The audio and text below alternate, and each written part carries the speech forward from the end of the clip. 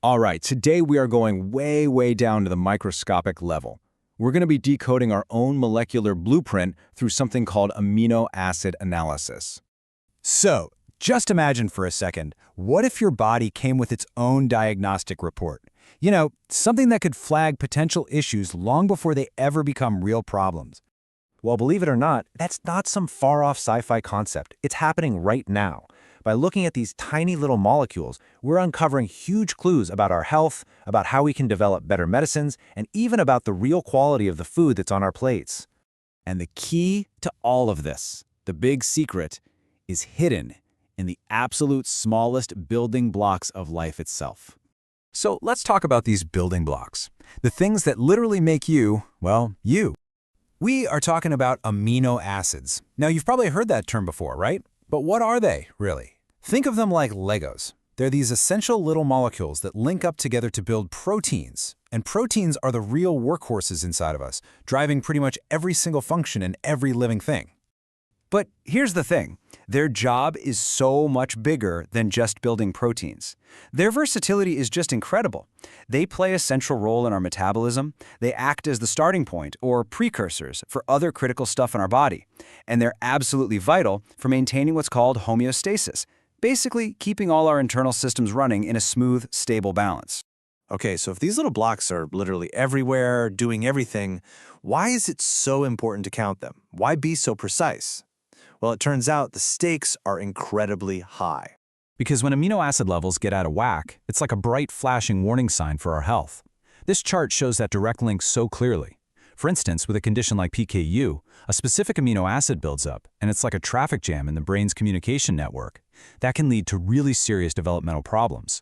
And we see similar red flags with abnormal levels in type 2 diabetes, or even in the way some cancers actually fuel their own growth. And get this, it's not just about the 20 standard amino acids you learned about in biology class. Scientists are now finding that some of these more unusual amino acids, which are often byproducts from our own gut microbes, can be really powerful new clues for spotting metabolic diseases early on. And the impact here goes way beyond just medicine. This analysis is a total game changer across so many industries. From making sure life-saving drugs and biopharma are made correctly, to verifying that the nutrition label on your food is actually accurate, and even making sure animal feed is formulated for better health. This stuff has massive, practical, real-world impact. Okay, so how do scientists actually pull this off? Let's break down the whole process into what I like to call the 4-step takedown.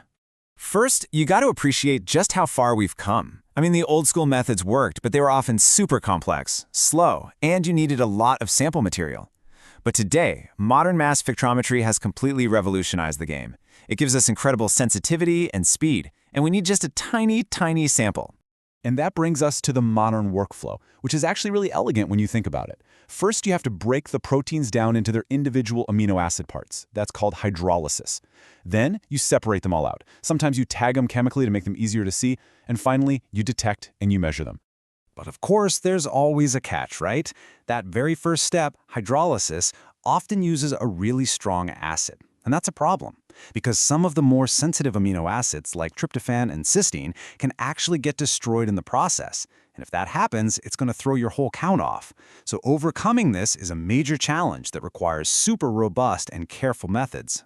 Now, to do all this, labs have a pretty sophisticated toolkit. They use all these different kinds of chromatography, which basically acts like a molecular filter to get the separation done. And then for the final step of detecting and counting, mass spectrometry, or MS, is pretty much the gold standard.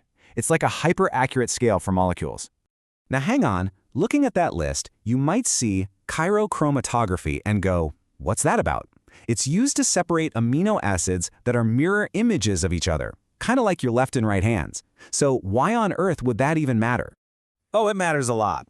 See, most of the amino acids in our bodies are left-handed. But some microbes produce the right-handed versions, and finding those can be a really critical clue, especially in neurological and microbial research. So being able to tell them apart is absolutely essential. So where does all this lead? How is this powerful technology shaping what comes next? Let's look at the future. The power that comes with this level of precision is just immense. It means we can assess the quality of a protein, we can check to make sure it was built correctly based on its genetic code, and we can even study the little chemical tweaks that happen after it's built, all to make sure the drugs we rely on are both safe and effective. And the technology is just getting better and better. With the high-resolution systems we have today, scientists can analyze over 100 different types of amino acids and their related compounds all at the same time from one single sample. That level of detail is just, wow, it's astounding. You know, this quote really nails it. Understanding amino acids isn't just some interesting academic exercise anymore. It has become an absolutely practical, essential necessity for research and development across all of the life sciences. So that leaves us with a pretty cool question. If every single one of our molecules is telling a story about our health, our biology, and everything around us, what incredible new chapters do you think we're about to discover next?